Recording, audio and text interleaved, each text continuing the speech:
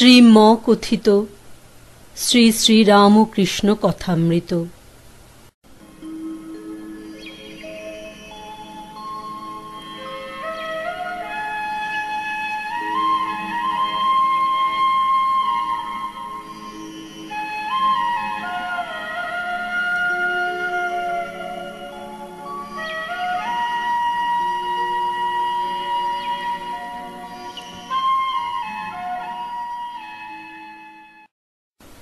ষষ্ঠ পরিচ্ছেদ।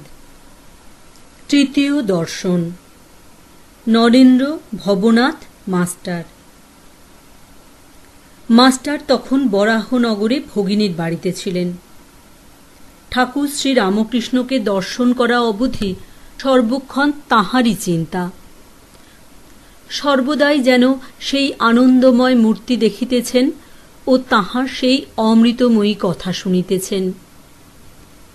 ভাবিতে লাগিলেন, এই দরিদ্র ব্রাহ্মণ কিরূপে এইসব গভীর তত্ত্ব অনুসন্ধান করিলেন ও জানিলেন, আর এত সহজে এই সকল কথা বুঝাইতে তিনি এ পর্যন্ত কাহাকেও কখনো দেখেন নাই। কখন তাহার কাছে যাইবেন ও আবার তাহাকে দর্শন করিবেন, এই কথা রাত্র দিন ভাবিতেছেন। দেখিতে দেখিতে রবিবার 5ই মার্চ আসিয়া পড়িল। বরাহনগরের নেপালবাবুর সঙ্গে বেলা 3-4টার সময় তিনি দক্ষিণেশ্বরের বাগানে আসিয়া পৌঁছিলেন। দেখিলেন সেই পূর্ব পরিচিত ঘরের মধ্যে ঠাকুর শ্রী রামকৃষ্ণ ছোট তক্তপোষের উপর বসিয়া আছেন। ঘরে এক ঘর লোক। রবিবারে অবসর হইয়াছে, তাই ভক্তেরা দর্শন করিতে আসিয়াছেন। এখনো মাস্টারের সঙ্গে কাহারও আলাপ হয় নাই। তিনি সভা মধ্যে এক পার্শ্বে আসন গ্রহণ করিলেন। দেখিলেন ভক্ত সঙ্গে সহাস্য বদনে ঠাকুর কথা কহিতেছেন। একটি 49 বর্ষ বয়স্ক ছোকরাকে উদ্দেশ্য করিয়া ও তাহার দিকে তাকাইয়া ঠাকুর যেন কত আনন্দিত হইয়া অনেক কথা বলিতেছিলেন। ছেলেটির নাম নরেন্দ্র। কলেজে পড়েন ও সাধারণ ব্রাহ্ম সমাজে যাতায়াত করেন। কথাগুলি তেজঃ পরিপূর্ণ, চক্ষু দুটি উজ্জ্বল, ভক্তের চেহারা। মাস্টার অনুমানে বুঝিলেন যে কথাটি বিষয়াসক্ত সংসারী ব্যক্তির সম্বন্ধে হইতেছিল। যারা কেবল ঈশ্বর ঈশ্বর করে, ধর্ম ধর্ম করে, তাদের ওই সকল ব্যক্তিরা নিন্দা করে। আর সংসারে কত দুষ্ট লোক আছে, তাদের সঙ্গে কিরূপ ব্যবহার করা উচিত, এসব কথা হইতেছে। শ্রী রামকৃষ্ণ নরেন্দ্রের প্রতি বলিলেন, নরেন্দ্র, তুই কি বলিস? সংসারী লোকেরা কত কি বলে, কিন্তু দেখ, হাতি যখন চলে যায়, পেছনে কত জানোয়ার কত রকম চিৎকার করে, কিন্তু হাতি ফিরেও চায় না। তোকে যদি কেউ নিন্দা করে, তুই কি মনে করবি? নরেন্দ্র বলিল, আমি মনে করব কুকুর ঘেউ ঘেউ করছে। শ্রী রামকৃষ্ণ সহাস্যে বলিলেন, না রে, অত দূর নয়। সকলের হাস্য। ঈশ্বর সর্বভূতে আছেন, তবে ভালো লোকের সঙ্গে মাখামাখি চলে, মন্দ লোকের কাছ থেকে তফাৎ থাকতে হয়। বাঘের ভিতরেও নারায়ণ আছে, তা বলে বাঘকে আলিঙ্গন করা চলে না। সকলের হাস্য। যদি বলো বাঘ তো নারায়ণ, তবে কেন পালাবো? তার উত্তর, যারা বলছে পালিয়ে এসো, তারাও নারায়ণ, তাদের কথা কেন না শুনি? একটা গল্প শোন। কোনো এক বনে একটি সাধু থাকেন। তাঁর অনেকগুলি শিষ্য। তিনি একদিন শিষ্যদের উপদেশ দিলেন যে সর্বভূতে নারায়ণ আছেন, এইটি জেনে সকলকে নমস্কার করবে। একদিন একটি শিষ্য হোমের জন্য কাঠ আনতে বনে গিয়েছিল। এমন সময় একটা রব উঠল, কে কোথায় আছো, পালাও, একটা পাগলা হাতি যাচ্ছে। সবাই পালিয়ে গেল, কিন্তু শিষ্যটি পালালো না। সে জানে যে হাতিও যে নারায়ণ, তবে কেন পালাবো? এই বলে দাঁড়িয়ে রইল। নমস্কার করে স্তব স্তুতি করতে লাগল। এদিকে মাহুত চেঁচিয়ে বলছে, পালাও পালাও। শিষ্যটি তবুও নড়ল না।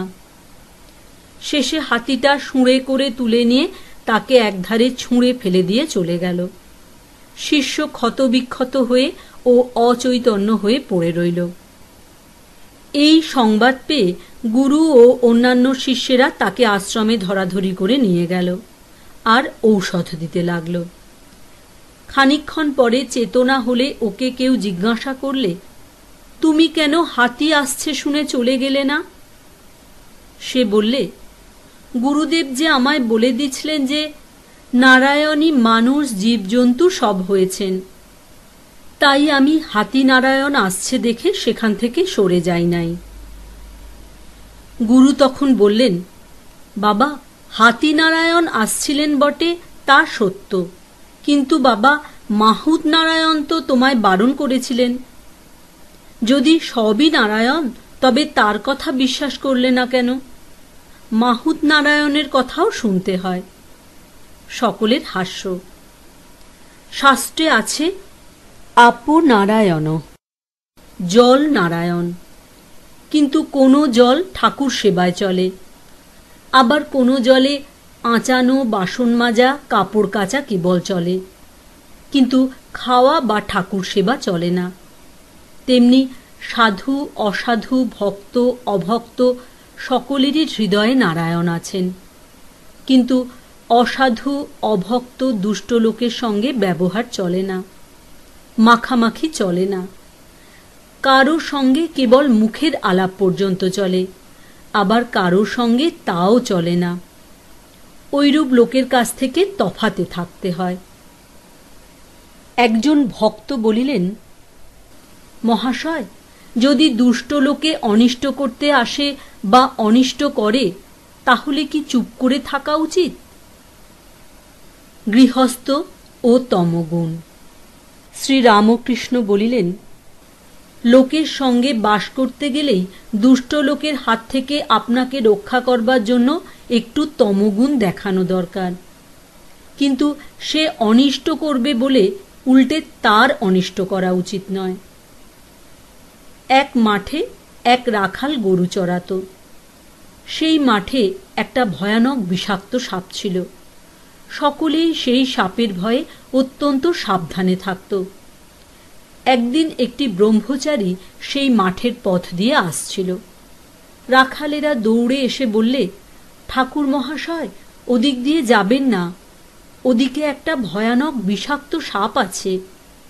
ব্রহ্মচারী বললে, বাবা, তা হোক, আমার তাতে ভয় নাই, আমি মন্ত্র জানি।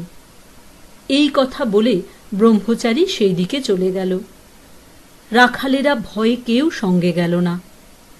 এদিকে সাপটা ফনা তুলে দৌড়ে আসছে, কিন্তু কাছে না আসতে আসতে ব্রহ্মচারী যেই একটি মন্ত্র পড়লে অমনি সাপটা কেঁচোর মতো পায়ের কাছে পড়ে রইল। ব্রহ্মচারী বললে, ওরে, তুই কেন পরের হিংসা করে বেড়াস? আয়, তোকে মন্ত্র দিব। এই মন্ত্র জপলে তোর ভগবানে ভক্তি হবে, ভগবান লাভ হবে, আর হিংসা প্রবৃত্তি থাকবে না। এই বলে সে সাপকে মন্ত্র দিল। সাপটা মন্ত্র পেয়ে গুরুকে প্রণাম করলে আর জিজ্ঞাসা করলে, ঠাকুর, কি করে সাধনা করব বলুন। গুরু বললেন, এই মন্ত্র জপ করো আর কারো হিংসা করো না। ব্রহ্মচারী যাবার সময় বললে, আমি আবার আসব। এই রকমে কিছুদিন যায়। রাখালেরা দেখে যে সাপটা আর কামড়াতে আসে না, ঢেলা মারে, তবুও রাগ হয় না, যেন কেঁচোর মতো হয়ে গেছে। একদিন একজন রাখাল কাছে গিয়ে লেজ ধরে খুব ঘুরপাক দিয়ে তাকে আছড়ে আছড়ে ফেলে দিলে। সাপটার মুখ দিয়ে রক্ত উঠতে লাগলো আর সে অচেতন হয়ে পড়ল, নড়ে না, চড়ে না। রাখালেরা মনে করলে যে সাপটা মরে গেছে। এই মনে করে তারা সব চলে গেল। অনেক রাত্রে সাপের চেতনা হলো। সে আস্তে আস্তে অতি কষ্টে তার গর্তের ভিতর চলে গেল। শরীর চূর্ণ, নড়বার শক্তি নেই। অনেক দিন পরে যখন অস্থিচর্মসার, তখন বাহিরে আহারের চেষ্টায় রাত্রে একবার চড়তে আসত। ভয়ে দিনের বেলা আসত না। মন্ত্র লওয়া অবধি আর হিংসা করে না। মাটি, পাতা, গাছ থেকে পড়ে গেছে এমন ফল খেয়ে প্রাণ ধারণ করত। প্রায় 1 বৎসর পরে ব্রহ্মচারী সেই পথে আবার এলো। এসেই সাপের সন্ধান করলে। রাখালেরা বললে সে সাপটা মরে গেছে। ব্রহ্মচারীর কিন্তু ও কথা বিশ্বাস হল না।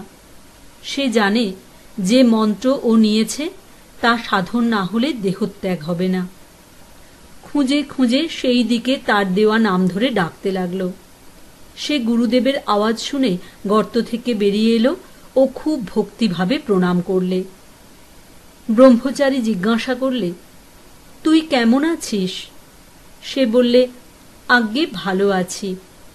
ব্রহ্মচারী বললে, তবে তুই এত রোগা হয়ে গেছিস কেন? সাপ বললে, ঠাকুর, আপনি আদেশ করেছেন কারো হিংসা করো না, তাই পাতাটা ফলটা খাই বলে বোধহয় রোগা হয়ে গেছি। ওর সত্ত্বগুণ হয়েছে কিনা তাই কারো উপর ক্রোধ নাই। সে ভুলেই গেছিল যে রাখালেরা মেরে ফেলবার জোগাড় করেছিল। ব্রহ্মচারী বললে, শুধু না খাওয়ার দরুন এরূপ অবস্থা হয় না, অবশ্য আরো কারণ আছে, ভেবে দেখ। সাপটার মনে পড়ল যে রাখালেরা আছাড় মেরেছিল। তখন সে বললে, ঠাকুর, মনে পড়েছে বটে, রাখালেরা একদিন আছাড় মেরেছিল। তারা অজ্ঞান, জানে না যে আমার মনের কি অবস্থা। আমি যে কাহাকেও কামড়াবো না বা কোনরূপ অনিষ্ট করব না কেমন করে জানবে? ব্রহ্মচারী বললে, ছি, তুই এত বোকা, আপনাকে রক্ষা করতে জানিস না? আমি কামড়াতেই বারণ করেছি, ফোঁস করতে নয়। ফোঁস করে তাদের ভয় দেখাস নাই কেন? দুষ্ট লোকের কাছে ফোঁস করে তাদের ভয় দেখাতে হয়, পাছে অনিষ্ট করে। তাদের গায়ে বিষ ঢালতে নাই, অনিষ্ট করতে নাই। ভিন্ন প্রকৃতি। আর অল মেন ইকুয়াল? ঈশ্বরের সৃষ্টিতে নানা রকম জীবজন্তু গাছপালা আছে। জানোয়ারের মধ্যে ভালো আছে, মন্দ আছে। বাঘের মতো হিংস্র জন্তু আছে। গাছের মধ্যে অমৃতের ন্যায় ফল হয় এমন আছে, আবার বিষফলও আছে। তেমনি মানুষের মধ্যে ভালো আছে, মন্দও আছে। সাধু আছে, অসাধুও আছে। সংসারী জীব আছে, আবার ভক্ত আছে। জীব 4 প্রকার: বদ্ধ জীব, মুমুক্ষু জীব, মুক্ত জীব ও নিত্যজীব। নিত্যজীব যেমন নারদাদি, এরা সংসারে থাকে জীবের মঙ্গলের জন্য, জীবদিগকে শিক্ষা দিবার জন্য। বদ্ধ জীব বিষয়ে আসক্ত হয়ে থাকে আর ভগবানকে ভুলে থাকে, ভুলেও ভগবানের চিন্তা করে না। মুমুক্ষু জীব যারা মুক্ত হবার ইচ্ছা করে, কিন্তু তাদের মধ্যে কেউ মুক্ত হতে পারে, কেউ পারে না। মুক্ত জীব যারা সংসারে কামিনী কাঞ্চনে আবদ্ধ নয়, যেমন সাধু মহাত্মারা, যাদের মনে বিষয় বুদ্ধি নাই, আর যারা সর্বদা হরি পাদপদ্ম চিন্তা করে। যেমন জাল ফেলা হয়েছে পুকুরে, 2-4টা মাছ এমন শেয়ানা যে কখনো জালে পড়ে না। এরা নিত্য জীবের উপমাস্থল, কিন্তু অনেক মাছই জালে পড়ে। এদের মধ্যে কতকগুলি পালাবার চেষ্টা করে। এরা মুমুক্ষু জীবের উপমাস্থল, কিন্তু সব মাছই পালাতে পারে না। 2-4টে ধপাং ধপাং করে জল থেকে পালিয়ে যায়। তখন জেলেরা বলে, ওই একটা মস্ত মাছ পালিয়ে গেল। কিন্তু যারা জালে পড়েছে অধিকাংশই পালাতেও পারে না, আর পালাবার চেষ্টাও করে না, বরং জাল মুখে করে পুকুরের পাঁকের ভিতরে গিয়ে চুপ করে মুখ গুঁজরে শুয়ে থাকে। মনে করে আর কোনো ভয় নাই, আমরা বেশ আছি, কিন্তু জানে না যে জেলে হড়হড় করে টেনে আড়ায় তুলবে। এরাই বদ্ধজীবের উপমাস্থল।